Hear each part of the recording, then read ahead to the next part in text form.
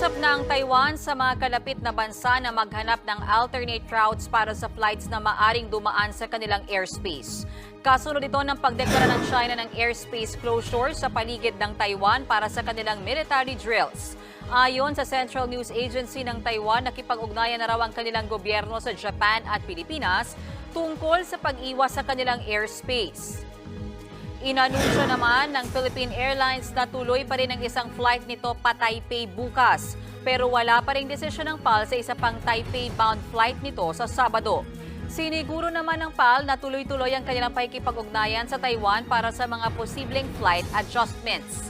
Ayon din sa Central News Agency, iniiwasan na ng Singapore na dumaan sa nasabing airspace.